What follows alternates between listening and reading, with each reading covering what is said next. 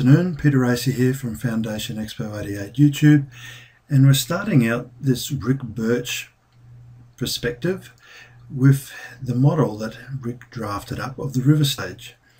And I'd like in the first instance to read from page 63 of the board presentation which Ric made back in August 1985. And the actual concept of the river stage started out as a floating stage, and in the board presentation he says the floating stage concept has been outlined elsewhere as providing a venue for headliner performances whereby we can have an audience of 10 to 15,000 spectators on the river back directly in line with the stage. And Ric goes on to analyse some of the advantages and disadvantages, and quite obviously what occurred is that the disadvantages of a floating stage outweighed the cost, and it ended up being the river stage that we are now familiar with. And what a fantastic backdrop the river stage ended up being for fireworks and entertainment. And we can see here that the then Prime Minister Bob Hawke is having an absolute ball at the river stage, introducing the bands. I'm not exactly sure what date it occurred, not recorded in the slides that Ric Birch has given me, but a great photo, I think.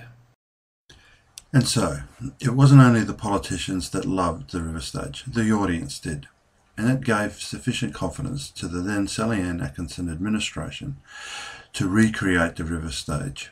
And they found a site in the city. They found a site in the City Botanical Gardens, a site that was occupied by the City Nursery, right next to QUT.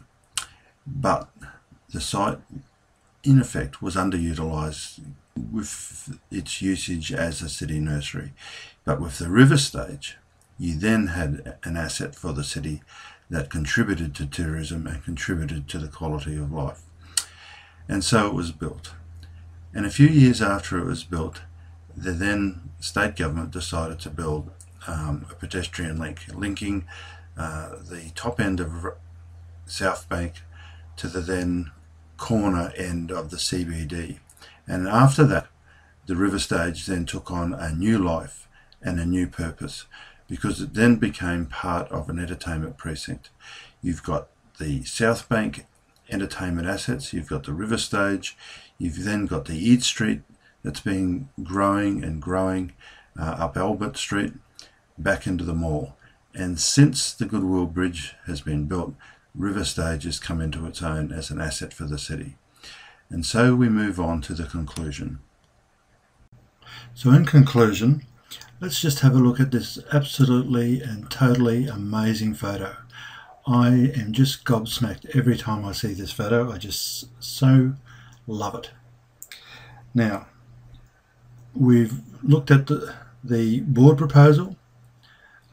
We've then followed it up with the model. And you can see how the concept has developed.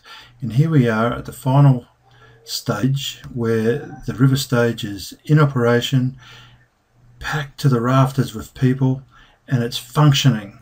And it's great. And that's what conceptualization and the brilliance of Ric Birch has brought, or did bring, to Expo. And with that, I'll say good afternoon and thank you so much for listening.